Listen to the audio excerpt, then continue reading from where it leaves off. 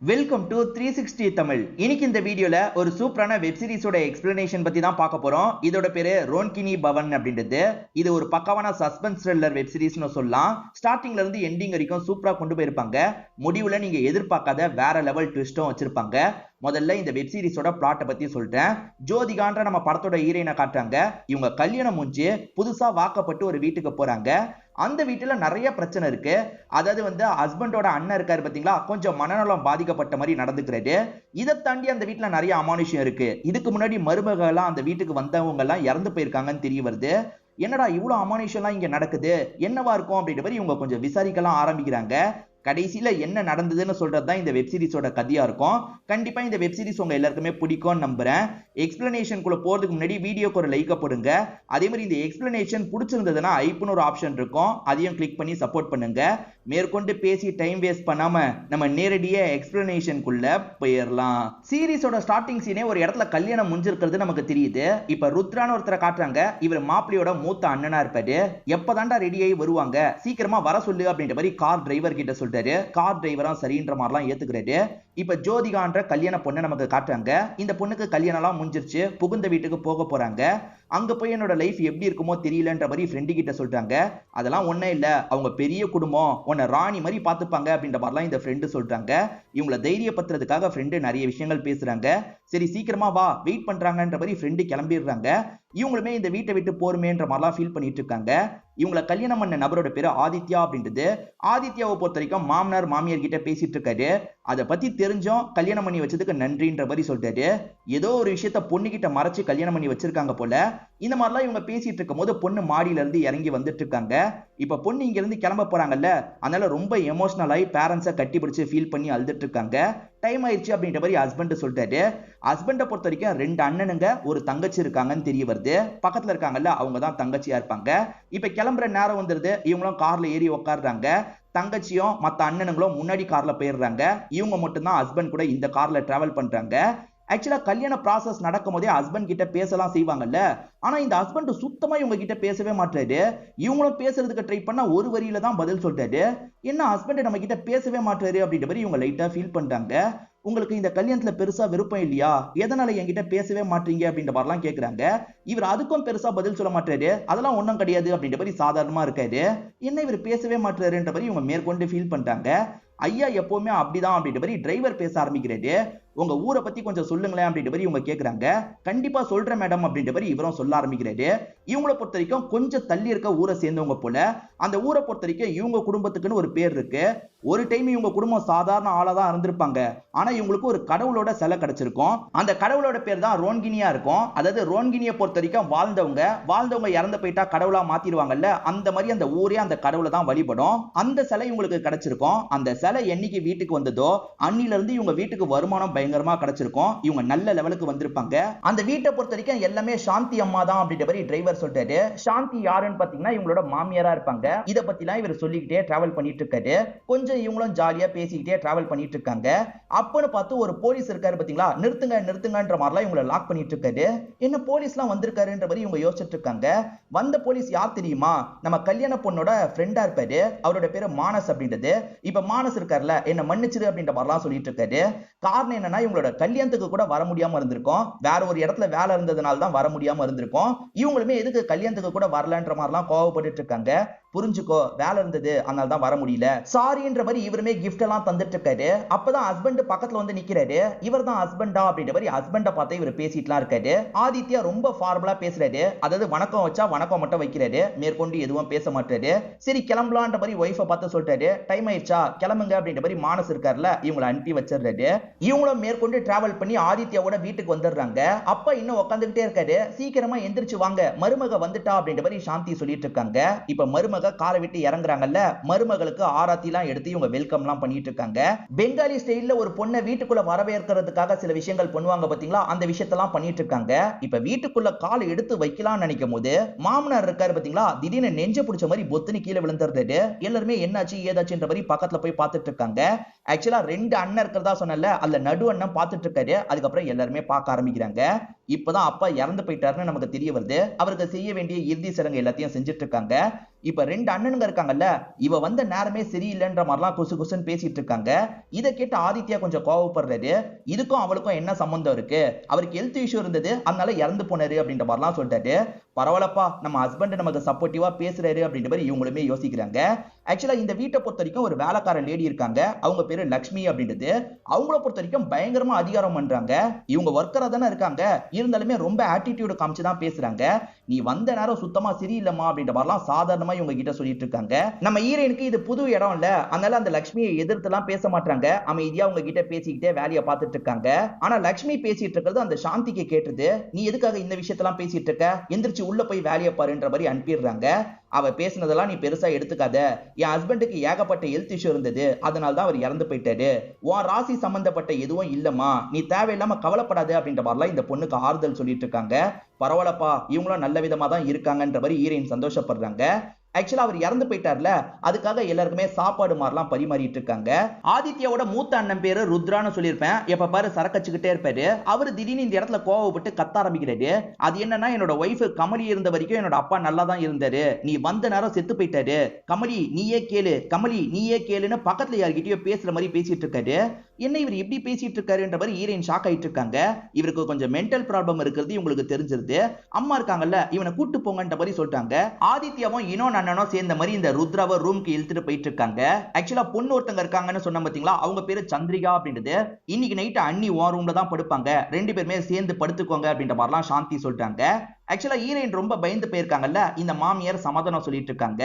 கமலி யாருன்ற மாதிரி ஹீரோயின் கேக்குறாங்க. கமலி அவனோட ஒய்ஃப், அவ விட்டுட்டு போயிட்டா, அதை ஏத்துக்க முடியாம தான் இந்த மாதிரி பித்து பிடிச்ச மாதிரி இருக்கான், சீக்கிரம் சரியாயிடுமா, நீ இதை நினைச்சு கவலைப்படாது அப்படின்ற மாதிரிலாம் சாந்தி ஆறுதல் சொல்லிட்டாங்க.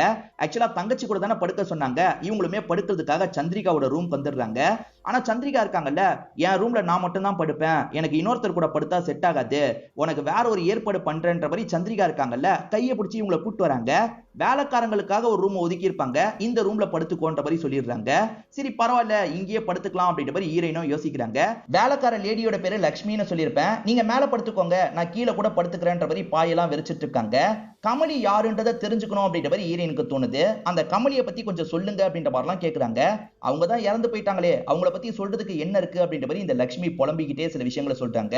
இவங்க கடவுளோட பேரு ரோன்கினின்னு சொன்ன பாத்தீங்களா, அந்த ரோன்கினி கடவுள் தான் சாவடிச்சிட்டாங்க அப்படின்ற மாதிரி இந்த வேலைக்காரி சொல்றாங்க. காரணம், அந்த ரோன்கினி கடவுள் இருக்காங்கல்ல, பிரம்ம பிடிச்ச மாதிரி இந்த பொண்ணை கிணத்துக்கிட்ட கூட்டு போயிருக்காங்க. அப்படி கூட்டு போன கடவுள் இருக்காங்கல்ல, கிணத்துல அந்த பொண்ணை குதிக்க வச்சு சாவடிச்சிருக்காங்க. அதாவது கமலின்றவங்கள இப்படிதான் அந்த கடவுள் சாவடிச்சாங்கன்னு இவங்க சொல்றாங்க. அப்படி அவங்க சொல்றதெல்லாம் விஷுவலா இவங்களுமே யோசிச்சு பார்த்து இந்த இடத்துல பயப்படுறாங்க. இங்கதான் ஃபர்ஸ்ட் எபிசோட் முடியுது. இப்ப பாஸ்ட்ல ஒரு சின்ன பொண்ணை நமக்கு காட்டுறாங்க. இவ பெருக்கிட்டு இருக்கும் போது தம்பியோட ஸ்லேட்டை கவனிக்கிறா. இவளுக்கு எழுதி பார்க்கணும் போல ஆசையா இருக்கு. இப்ப ஸ்லேட்டை எடுத்து எழுதிலாம் பார்த்துட்டு இருக்கா.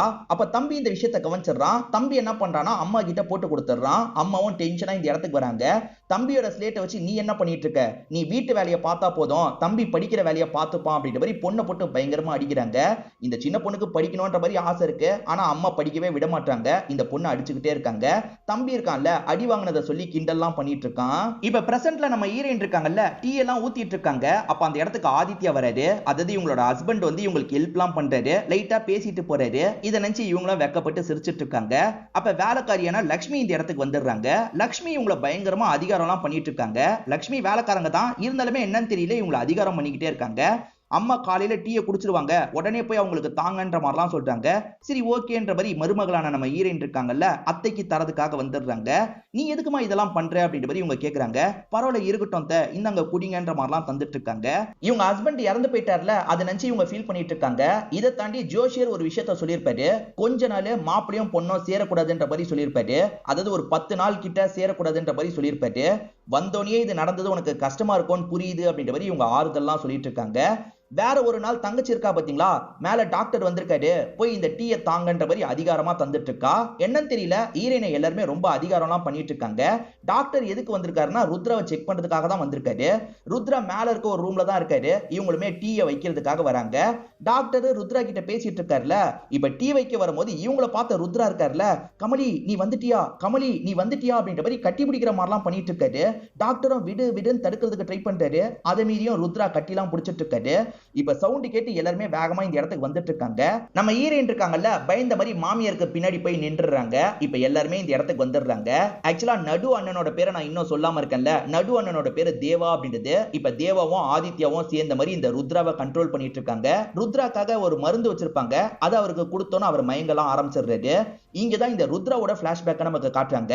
ருத்ராவை பொறுத்த வரைக்கும் வேற ஒரு பகுதியில ஃபாரஸ்ட் ஆபீசர் மாதிரி செயல்பட்டு இருப்பாரு. அப்படி இவர் ஆளுங்க கூட பேசிக்கிட்டே வந்துட்டு இருக்கும் போதுதான் ஒரு இடத்துல பேக் திங்ஸ் எல்லாம் இருக்கிறத கவனிக்கிறாரு. இங்க என்ன பேக் கேமரா எல்லாம் இருக்குன்ற மாதிரி யோசிச்சுட்டு இருக்காரு. பக்கத்துல யாரோ இருக்காங்க போல அப்படின்ற மாதிரி அவங்கள தேடி வந்துட்டு இருக்காரு. அங்க ஒரு பொண்ணு போட்டோ எல்லாம் எடுத்துட்டு இருக்காங்க. இவங்க தான் கமலியா இருப்பாங்க.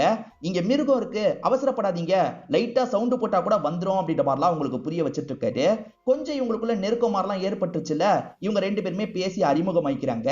லைட்டா பழகவே இவங்களுக்கு ஒருத்தர் பிடிக்க ஆரம்பிச்சிடும். இப்படிதான் இவங்க லவ் பண்ண ஆரம்பிச்சாங்க அப்படின்றது நமக்கு தெரிய வருது.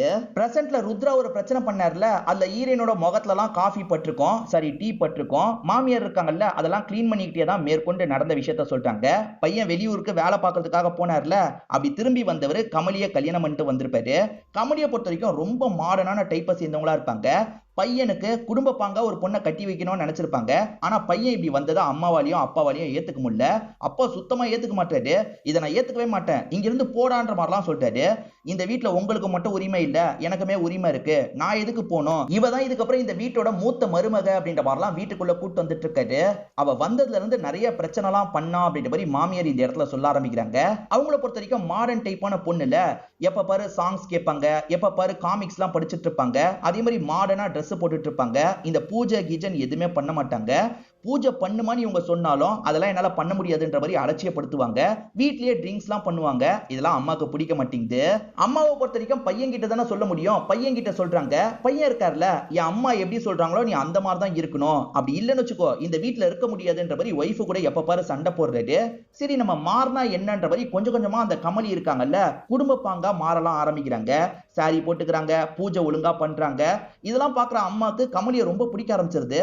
பரவாயில்லப்பா, நம்ம குடும்பத்துக்கு ஏத்த மாதிரி மாறிட்டா அப்படின்ற மாதிரி அம்மா இந்த இடத்துல ரொம்ப சந்தோஷப்படுறாங்க. வீட்டுல சமையல் பண்றது, ஹஸ்பண்ட பாத்துக்கிறது, இது எல்லாமே ரொம்ப நல்லா பண்றாங்க. எல்லாம் சரியா போயிட்டு இருக்குன்னு நினைச்சேன், அப்பதான் வேற சில பிரச்சனை ஏற்பட்டது அப்படின்ற மாதிரி இவங்க சொல்றாங்க. அது என்னன்னு பாத்தீங்கன்னா, ஹஸ்பண்ட் எப்ப பாரு லேட்டா வந்துட்டு இருக்காரு. நீங்க என்ன எப்ப பாரு லேட்டா வந்துட்டு இருக்கீங்க, யார் கூட நீங்க பழகிட்டு இருக்கீங்க, வேற யார் கூடயாவது உங்களுக்கு அஃபேர் இருக்கான்ற மாதிரிலாம் சண்டை போடுறாங்க. இது ரிலேட்டடா இவங்களுக்குள்ள பயங்கரமா சண்டைலாம் போகுது. எனக்கு அஃபேர்லாம் கிடையாதுன்னு இவர் சொல்றாரு. ஆனா ஒய்ஃப் ஏத்துக்க மாட்டாங்க, பிரச்சனை பண்ணிக்கிட்டே இருக்காங்க. அத்தை எப்ப பாரு எனக்கு அட்வைஸ் பண்ணுவீங்கல்ல, உங்க பையனுக்கு அட்வைஸ் பண்ண மாட்டீங்களா, இந்த கடவுளை நான் என்ன பண்றேன் பாருங்க அப்படின்ற மாதிரி கடவுள் சிலையை கொண்டு போய் பக்கத்துல இருக்க கிணத்துல போட்டுறாங்க. அதாவது அத்தை காதுல வாங்காம இருந்தாங்கல்ல, அதனால கோவத்துல சிலையை எடுத்துட்டு போய் கிணத்துல போட்டுறாங்க. அவங்க நம்மளோட கடவுள் எதுக்காக இப்படி பண்ணன்ற மாதிரி வீட்டுல எல்லாருமே கோவப்படுறாங்க. சிலையெல்லாம் வெளியே எடுத்துருவாங்க. இருந்தாலுமே இப்படி பண்ணதே பாவமா பாக்குறாங்க. என்ன ஆக போதோ அப்படின்ற மாதிரி எல்லாருமே பயந்து இருக்காங்க. அன்னைக்கு நைட்டு தான் இவங்க பிரம்ம புடிச்ச மாதிரி கிணத்துக்கிட்ட போய் கிணத்துல விழுந்து இறந்து போயிருப்பாங்க. ருத்ரா குடிபோதையில வீட்டுக்கு வரும்போது ஒய்ஃப் மிதந்துட்டு இருக்கிறத பார்த்து பயங்கரமா ஷாக் ஆயிடுறாரு. எப்படி இது நடந்தது அப்படின்ற மாதிரிலாம் இந்த இடத்துல ஃபீல் பண்ணி அழ ஆரம்பிக்கிறாரு. சோ கடவுள் தான் இவங்களை சாவடிச்சிட்டாங்கன்ற மாதிரி வீட்டுல எல்லாருமே நம்புவாங்க.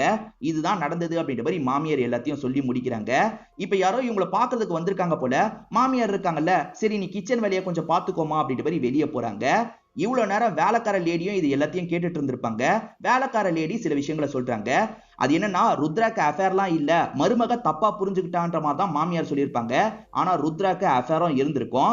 ஏன்னா ஒரு நபர் இருக்கார்ல, என் தங்கச்சி கூட சேர்ந்து இவன் சுத்திட்டு இருக்கான், ஏற்கனவே பொண்டாட்டி இருக்கும் போது என் தங்கச்சி கூட எதுக்காக சேர்ந்து சுத்திட்டு இருக்கான், ஒழுங்கா இதெல்லாம் அடக்கி வச்சுக்க சொல்லுங்க, இல்லைன்னா பெரிய பிரச்சனை ஆயிடும்னு ஒருத்தர் வீட்டுக்கு வந்து சண்டை போட்டிருப்பாரு.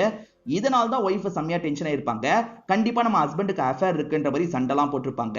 அவ காரணம் இல்லாம சண்டை போடல, காரணத்தோட தான் சண்டை போட்டான்ற மாதிரி வேலைக்கார லேடி சொல்றாங்க. இப்ப யாரோ வந்திருக்காங்கல்ல, அவங்களுக்கு டீ தரதுக்காக நம்ம ஹீரோயின் அந்த இடத்துக்கு வந்துட்டு இருக்காங்க. ஒரு அம்மா பொண்ணு வந்துதான் சாந்தி கிட்ட பேசிட்டு இருக்காங்க. சாந்தி கிட்ட கல்யாண விஷயமா ஏதோ பேசுறாங்க. அப்ப நம்ம ஹீரோயின் இருக்காங்கல்ல, இந்தாங்க டீன்ற மாதிரி தந்துட்டு போறாங்க. இவ யாருன்ற மாதிரி அந்த ரெண்டு பேருமே கேக்குறாங்க. ஆதித்யாவோட ஒய்ஃப்ன்ற மாதிரி மாமியார் சொல்றாங்க. எது ஆதித்யாக்கு கல்யாணம் பண்ணிட்டீங்களா அப்படின்ற மாதிரி அவங்க ரெண்டு பேர் ஷாக் ஆகுறாங்க. எங்களுக்கு வாக்கு கொடுத்ததெல்லாம் மறந்துட்டீங்கல்ல அப்படின்ற மாதிரி அந்த அம்மாவும் பொண்ணும் டென்ஷன் ஆகுறாங்க. குறிப்பா அம்மா டென்ஷன் ஆகுறாங்க. இவங்களை திட்டிட்டு இங்க இருந்து கிளம்புறாங்க. என்ன வாக்கு கொடுத்தாங்க, எதனால நம்ம கல்யாணத்தை பத்தி தெரிஞ்சோன்னா கிளம்புறாங்க, ஏதோ தப்பா இருக்குன்ற மாதிரி நம்ம ஹீரோயின் யோசிக்கிறாங்க. அவங்க கிளம்புறாங்கன்னு தெரிஞ்ச ஹீரோயின் இருக்காங்கல்ல, வேற ஒரு வழியா போய் அவங்கள மடக்கி பேச ஆரம்பிக்கிறாங்க. என்னாச்சு, நீங்க எதுக்காக கிளம்பிட்டு இருக்கீங்க, என்னால உங்களுக்கு ஏதாவது பிரச்சனையா அப்படின்ற மாதிரிலாம் கேக்குறாங்க. ஆமா, ஒன்னால தான் பிரச்சனை அப்படின்ற மாதிரி இந்த லேடி சில விஷயங்களை சொல்றாங்க. ஆக்சுவலா நடு மருமகளா ஒருத்தங்க இருப்பாங்க, அவங்க பேரு பூஜா அப்படின்றது. அவங்கள பொறுத்த வரைக்கும் அவங்களே கொளுத்தி இறந்து போயிருப்பாங்க. இப்ப பாஸ்ட்ல அந்த சின்ன பொண்ணை நமக்கு காட்டுறாங்க. அவங்கள பொறுத்த வரைக்கும் அம்பெல்லாம் நல்லா விட தெரியுது. இவங்க சூப்பரா அம்பு விடுறாங்க. ஆனா தம்பியால அந்த அளவுக்கு அம்பு விட முடியல. அப்படி விடக்கூடாது, இப்படி விடணும் அப்படின்ற மாதிரி இவங்க தம்பிக்கு செஞ்செல்லாம் காட்டுறாங்க. தம்பிக்கு இவங்க கிட்ட தோக்குறது பிடிக்க மாட்டேங்குது. தோத்த தம்பி இருக்கான்ல, அப்பவே இந்த இடத்துக்கு வர வச்சிடறான். அப்பவும் பொண்ணை போட்டு திட்டுறாரு. நீ எதுக்கு ஆம்பளை பையன் மாதிரி இந்த விஷயத்தெல்லாம் பண்ணிட்டு இருக்க, இதெல்லாம் நீ பண்ணாத, ஓரமா போய் உட்காருன்ற மாதிரிலாம் திட்டுறாரு. என்ன அப்பாவும் அம்மாவும் நம்மள ஒதுக்கியே வச்சிட்டு இருக்காங்க, தம்பிக்கு தான் எல்லாமே கிடைக்குது, நமக்கு எதுவுமே கிடைக்க மாட்டேங்குது அப்படின்ற மாதிரிலாம் சோகமா இருக்கா. ஆக்சுவலா நடு அண்ணனோட பேரு தேவான்னு சொன்ன பாத்தீங்களா, தேவாவோட ஒய்ஃப் வெளியூர்ல இருக்கிறதா சொல்லி வச்சிருப்பாங்க. ஆனா ஒய்ஃப் இறந்து போனது இப்பதான் ஹீரோயினுக்கு தெரிய வருது. இப்பதான் அந்த ஒய்ஃப் சம்பந்தப்பட்ட பிளாஷ்பேக்க காட்டுறாங்க. அவங்களோட பேரு பூஜான்னு சொன்ன பாத்தீங்களா, அவங்க இந்த வீட்டுக்கு மருமகளா வராங்க. ஒன்ன மாதிரி ஒருத்தி மருமகளா கிடைச்சதுக்கு நாங்க கொடுத்து வச்சிருக்கணும் அப்படின்ற மாதிரி மாமியார் இருக்காங்கல்ல, அந்த மருமகளை வெல்கம்லாம் பண்றாங்க. அவங்கள பொறுத்த வரைக்கும் ரொம்பவே குடும்ப பாங்கான பெண்ணா இருக்காங்க. வீட்டு வேலை எல்லாத்தையும் இழுத்து போட்டு பார்த்துட்டு இருக்காங்க. மாமியார் மட்டும் இல்ல, வீட்டுல எல்லாரையும் இம்ப்ரெஸ் பண்ணிடுறாங்க. ஆனா 2 வருஷமா இவங்களுக்கு குழந்தை இல்லாம இருக்கு. திடீர்னு மயங்கி விழவே, குழந்தையினால தான் இவங்க மயங்கி விழுந்திருக்காங்கன்ற மாதிரி டாக்டரை கூப்பிட்டு செக் பண்றாங்க. ஆனா இவங்க பிரெக்னன்சினால மயங்கி விழல. இவங்கள பொறுத்த வரைக்கும் பிரெக்னன்சி ஏற்படுறதே கஷ்டம் அப்படின்ற மாதிரி டாக்டர் சொல்லிட்டாரு. ஏதோ சில காம்ப்ளிகேஷன் இருக்கு, அதனால குழந்தை பிறக்கிறதே கஷ்டம்ன்ற மாதிரி சொல்லிட்டாரு. 100% வாய்ப்பு இல்லைன்னு சொல்ல, கஷ்டம்ன்ற மாதிரி தான் சொல்லியிருப்பாரு. இப்ப என்ன பண்றது அப்படின்ற மாதிரிலாம் இவங்க பயங்கரமா ஃபீல் பண்ணிட்டு இருக்காங்க. அப்ப மாமியார் இருக்காங்கல்ல, நம்ம கடவுள் கிட்ட எது கேட்டாலும் தந்துருவாரு, நீ ஒழுங்கா பூஜை பண்ணுமா, நிச்சயமா ஏதாவது நல்லது நடக்கும் அப்படின்ற மாதிரிலாம் சொல்லிட்டாங்க. சரின்னு இவங்களும் ஏத்துக்கிறாங்க. பூஜை பண்றதுக்கான வேலையெல்லாம் ஆரம்பிச்சிருப்பாங்க. தினமும் காலையில அந்த பூஜை ரூமுக்கு போயிடுவாங்க, பூஜைலாம் பண்ணுவாங்க. அந்த பூஜை ரூமை பொறுத்த வரைக்கும் காலையில மட்டும் தான் போனோம். நைட்டு நேரத்துல போனா அந்த கடவுளுக்கு பிடிக்காதுன்ற மாதிரி சில ரூல்லாம் இருக்கும். மருமக இருக்காங்கல்ல, நேரங்காலம் பார்க்காம எப்ப பாரு பூஜைலாம் பண்ணிட்டு இருக்காங்க. அந்த பூஜைலாம் பண்ணா நமக்கு குழந்தை கிடைச்சிரும் அப்படின்ற மாதிரிலாம் நினைச்சிருப்பாங்க.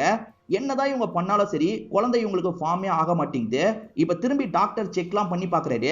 அப்படி செக் பண்ணி பார்த்த டாக்டர் இருக்கார்ல, இதுக்கு முன்னாடியாவது வாய்ப்பாது இருக்குன்னு சொன்னார்ல, இப்ப அந்த வாய்ப்பு கூட போயிருச்சு, இதுக்கப்புறம் இவங்களால தாயாக முடியாதுன்னு சொல்றாரு. இவங்களுமே ரொம்ப உடஞ்சு போயிடுறாங்க.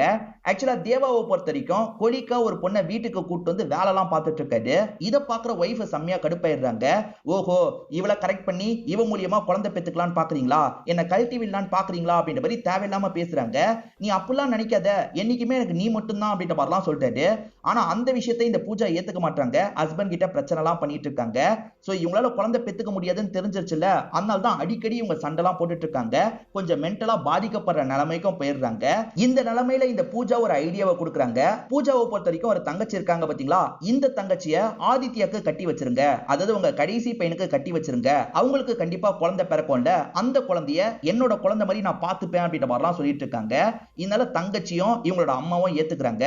மாமியார் மட்டும் யோசிச்சுக்கிட்டே இருக்காங்க. ஒரு ஸ்டேஜ்ல மாமியார் இருக்காங்கல்ல, நான் உனக்கு வாக்கு தரேன்ற மாதிரி சொல்றாங்க. இதை கேட்கிற இவங்க ரொம்ப சந்தோஷப்படுறாங்க. சோ ஏற்கனவே தங்கச்சிக்காக ஆதித்யாவை பேசி முடிச்சிருக்காங்க அப்படின்றது கதை கேட்டுட்டு இருக்க ஹீரோயினுக்கு தெரிய வருது.